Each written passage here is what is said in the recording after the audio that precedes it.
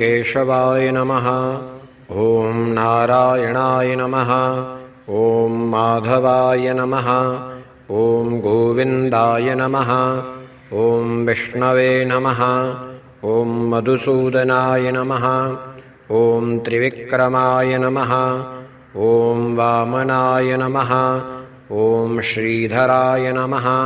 ॐ ऋषिकेशाय नमः। ॐ पद्मनाभाय नमः।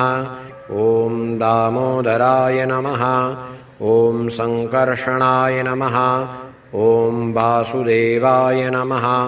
ॐ प्रद्युम्नाय नमः। ॐ अनिरुद्धाय नमः। ॐ पुरुषोत्तमाय नमः। ॐ अधोक्षजाय नमः। ॐ नारसिंहाय नमः। ॐ अच्युताय नमः। ॐ जनार्दनाय नमः।